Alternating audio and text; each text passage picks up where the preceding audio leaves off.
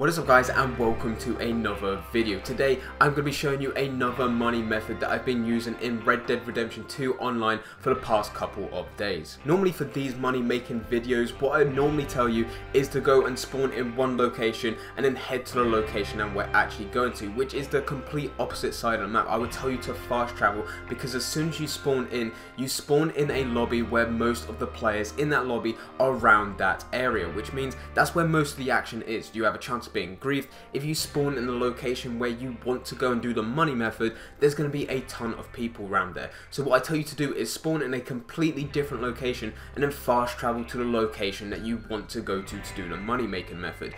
This one, you do not have to do that, and the reason we're doing that is because we're going to the Flat Iron Lake and one of the islands right in the middle. You can get to these islands in one of two ways. The first way, which is the first way that I found, is that you can go and get a canoe, and it seems since the last update you can find canoes a lot easier. It used to be you go around Flat Iron Lake and you'll be lucky just to see one canoe. It was always a struggle for me. Now there seems like 5 or 6, and it's rare for you to go from Blackwall all the way round to Rhodes, round the Flat Iron Lake, that you won't find a canoe. It's more likely that you will. If you don't want to go and find a canoe and waste time going and do it that way, what you can do is go to Rhodes and then just go and get your horse and travel island to island. What you want to do is head to the top island and then go to the next island, and hopefully you will be in this location right here. If you're going to go and use a horse, make sure that your horse has enough stamina, because if it doesn't, it'll just throw you off the back and then it'll just swim away from you. You can then swim and then go to the islands. You don't really want to be wasting time with that, and it might be that your horse swims back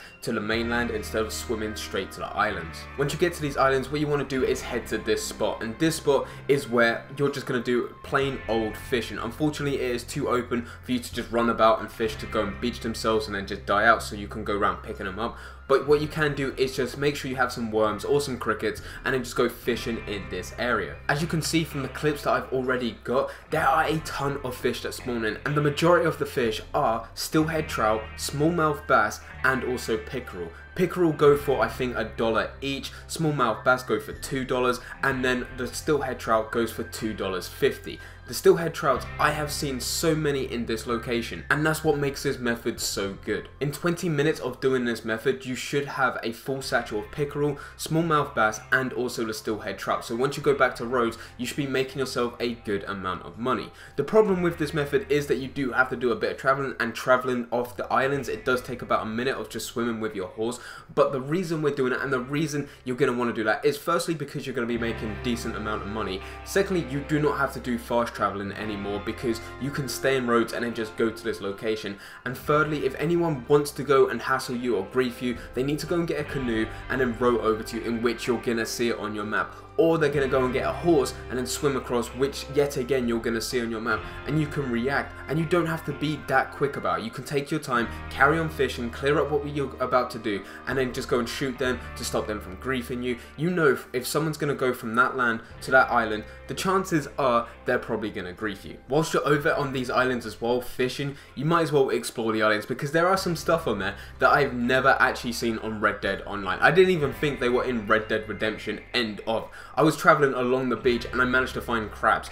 Did not know crabs were in this game at all, and it wasn't the crabs that they just go around and you can't actually shoot them. You can shoot them, kill them, put them in your satchel, and then take them back to the butchers to sell. They don't sell for too much. It's only 45 cents for a crab if you go to the butchers for a good carcass. I think a poor carcass will sell for 20 cents. So far, I haven't had a perfect carcass for a crab, but I didn't even know crabs were a thing in this game, so it was interesting to go and find that out. But anyway guys, that is the new money making method that I'm currently using on Red Dead Redemption 2 Online. This one offers you more of protection than most methods, just because you will easily be able to see if anyone's following you or anyone plans to go and grief you on Red Dead Online, and then you can go and react. By the time they get to the first island, you should see them as a player blip, which then you can react. If they are already in red and they are known to be a griefer, then you're going to see them from miles and miles and miles off anyway, so you really do not have to worry about being griefed, and you can just be there, relax, and just fish doing this method, as well as explore the island, because like I said,